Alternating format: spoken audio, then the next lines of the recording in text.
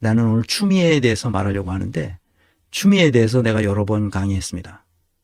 추미애와 이낙연을 비교했고 이재명과 윤석열을 비교했었어요. 추미애는 내가 코딩을 했기 때문에 추미애에 대한 모든 자료를, 내가 얻을 수 있는 자료는 다 얻어서 내가 다 스크린했습니다. 추미애는 또 어떤 인물인가? 장하리라는 책이 있어서, 내가 장하리 책이 있어서 장하리는 책이 소설로 썼다고 그래가지고 내가 이 조계사에서, 종로에 있는 그 조계사에서 그 출판 기념회를 했는데 내가 거기를 우선 갔어요. 가서 봤는데 그 함세홍 신부님이 나오셔가지고 이 축하 메시지를 보내는데 추미애더러 뭐라고 그러냐. 추미애더러 그런 건 아니지. 우리 남자, 그 민주당에 있는 남자 새끼들 뭐라 그러냐. 방울 달린 놈들. 그 방울이 다 달렸잖아, 남자들이. 그 방울 달린 놈들이 추미애 한 사람을 감당을 하지 못한다. 이놈들. 이런 비슷한 이야기를 그 함세웅 신분이 하시는 걸 내가 현장에서 직접 들었어. 그냥 얼마나 거기 모인 사람들이 그냥 구름대 같이 모였는데 거기 있는 사람들이 다 까르르 웃었지. 그게 어디 영상에 남아있는지 모르겠는데 하여튼 그 함세웅 신부님의 그 추미애에 대한 애정, 그것이 아주 듬뿍 묻어나는 그런 아주 그 유머스러운 그 시간을 보냈습니다. 그래서 제가 그 몇 권 사가지고 와서 다른 사람들한테도 좀 보시라고 나눠드리고 그랬습니다. 장하리 이 책. 그래서 추미애는 누구인가 이걸 보려면 장하리를 읽어보면 이게 소설이라서, 그런데 이건 뭐 작년가을에 나왔으니까 보신 분들도 많이 계실 거라고 봅니다. 아주 재미있습니다. 그러니까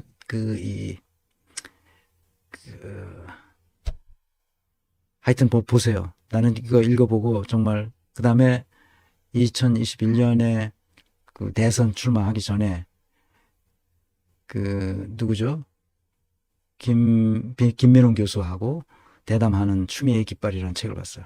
이 책에서 나는 많은 그 에피소드, 우리가 다 알고 있는 에피소드, 저는 다 알고 있는, 왜냐하면 이전의 책이나 추미애의 살아온 내력을 어느 정도 다 알고 있기 때문에 아주 재밌게 잘 읽었습니다. 그 다음에 나온 이전에 거꾸로 돌아가면 그 다음에 나온 게 물러서지 않는 짐심, 추미애. 이 책도 그렇습니다. 이 책은 2013년 치서부터는 이 세 권은, 추미애의 깃발, 장하리는 최근에 나왔으니까 그건 뭐 다 보셨을 거고 서점에서 살 수 있으니까. 근데 요 세 권 지금 서점에서 사기는 어렵고, 그래서 제가 추미애를 코딩하기 위해서 책을 다 샀어요. 그 헌책방에 가서, 중고서적에 가서 다 사서 싹 읽었죠. 쭉 검토하면서 이 중산층 빅뱅, 그 다음에 제일 처음에 나온 한국의 내일을 말한다. 한국의 내일을 말하다는, 이것은 하드카바로 되어 있는데, 이건 미국에 2년간 연수가 있는 동안에 자기가 미국에 가서 공부한 그 내역을 여기다 이렇게 썼어요. 애들도 다 데리고 가서 애들 밥 해주면서 쓴 얘기예요. 근데 굉장히 수준 높은 책이에요. 나는 이게 자기가 쓴 책이에요. 그리고 미국에 초청받아서 대학에 초청받거나, 뭡니까, 단체에서 연구소 같은 데서 초청받으면 연설을 해야 되잖아요. 그 연설 원문, 영어로 된 원문도 뒤에다 이렇게 실어놨어요. 그리고 신자유주의 체제에 대한 비판, 이런 것들을 여기다 이렇게, 2008년인데도 신자유주의에 대한 연구의 깊이가 있어요. 그것을 어떻게 우리가 극복해야 되는지 한 얘기를 이 책에다 썼어요. 놀라운 사람이야, 이 사람이. 이 사람은 보통 사람이 아니야. 그리고 중산층 빅뱅. 중산층을 빵빵하게 키워야 된다는 거예요. 그렇지 않으면 국가가 제대로 설 수 없다는 얘기야. 그 다음에 물러서지 않는 진심. 이것은 이제 출마 다시 그때 뭡니까, 열린 우리당 시절, 그게 그 노무현 탄핵 해가지고 탄핵에 참여했었잖아요. 추미애가. 그래가지고 그걸 그 낙선하고 미국에 갔다가 돌아와서 다시 출마해야 되니까 그래서 이런 책도 냈어요. 진짜 물러서지 않는 짐심이에요. 왜 물러서지 않는가? 왜 물러서지 않는가? 자신은 진리의 길에 서 있기 때문에 물러설 이유가 하나도 없는 거예요. 진리의 길에 서 있기 때문에. 플러스님, 네, 검찰과 싸운 추미애 법무부 장관과 비교되는 조국입니다. 검찰과 싸울 수 있는 법무부 장관이라는 힘을 주었는데도 물러난 법무부 장관 조국입니다. 네, 버텼으면 이겼을 겁니다. 근데 버틸 힘이 없었지. 왜냐하면 친문 세력들은 어디가 더 센가, 어디가 다 자기한테 유리한가, 뭐 이러니까 그 이낙연에 의해서 제거됐다 그렇게 볼 수 있죠. 어쨌든 이 5권의 책을 내가 다 훑어봤습니다. 다 훑어보고 내가 내린 결론은 뭐냐?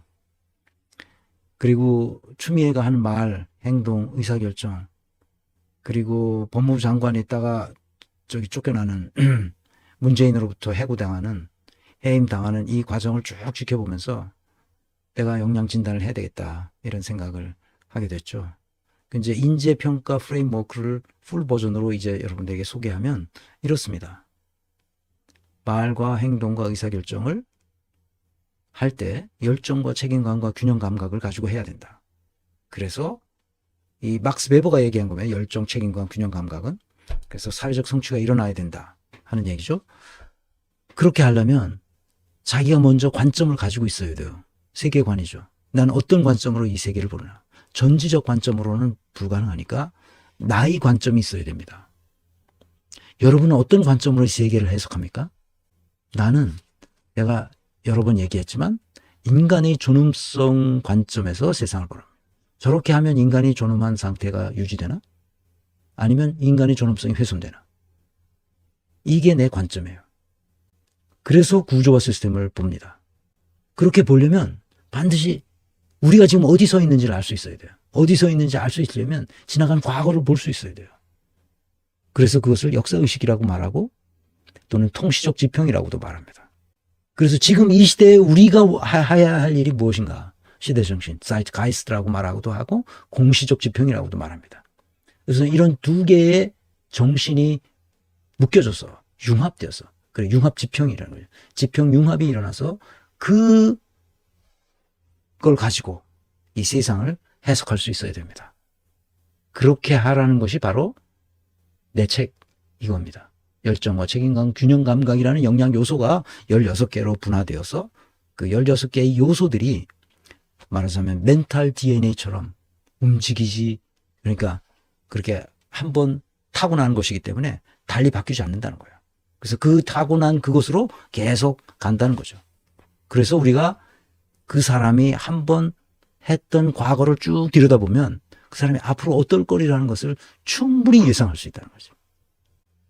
그래서 내 책을 꼭 보시라 그런 얘기예요. 그리고 내 강의를 좀 들으시라. 그러면 뭘 하려고 우리가 이러는지 이해하실 수 있게 된단 말이죠.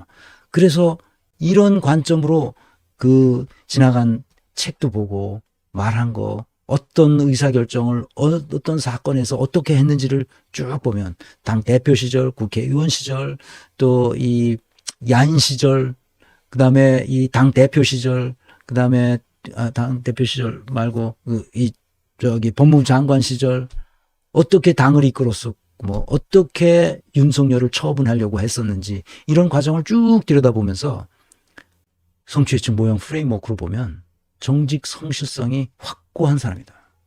삼성의 이건희 회장이 알아주는 정직 성실성이다. 국회의원들이 삼성 돈을 먹으면 탈이 없다. 그래서 삼성 돈은 다 먹었어. 옛날에도 다 먹었어. 뇌물로 먹은 거지.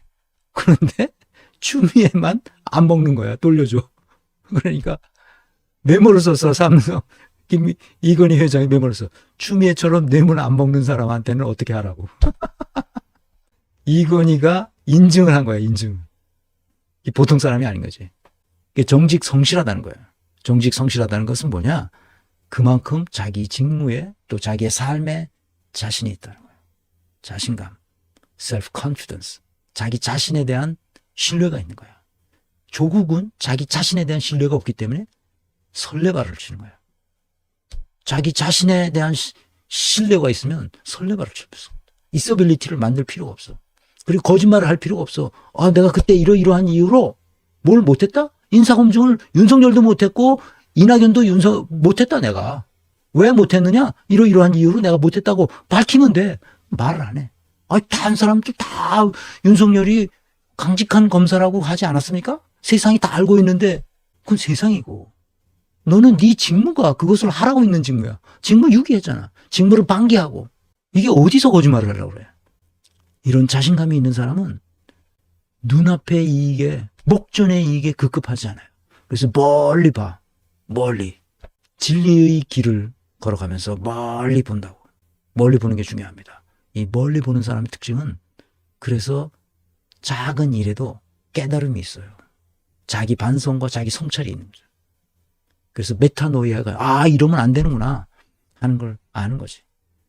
그래서 노무현 탄핵에 동참했다. 자기가 하고 싶어서가 아니라 그 정당에서 어쩔 수 없이 자기가 그걸 참여할 수밖에 없었지만 그래도 그것은 내 잘못이라고 생각하고 사죄의 염을 삼보일배를 금남로에서 그 망월동 묘지까지 15km를 며칠에 걸쳐서 삼보일배를 했던 바로 그 사죄의 마음.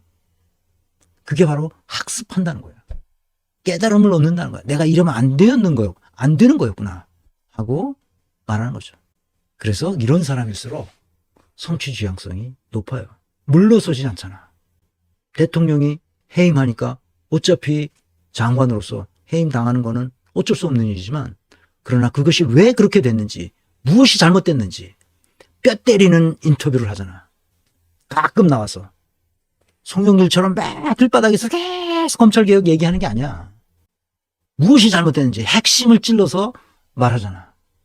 그렇게 사람들이 다 알게 되고 가끔 가다 요때다 싶을 때 나와서 이 전략적 사고가 있기 때문에 그것이 가능한 거예요. 이런 사람들이 리더십을 발휘하는 조직은 잘 될 수밖에 없지. 그래서 추미애가 2016년에서부터 18년까지 하는 동안에 민주당의 당원 숫자가 늘어났다.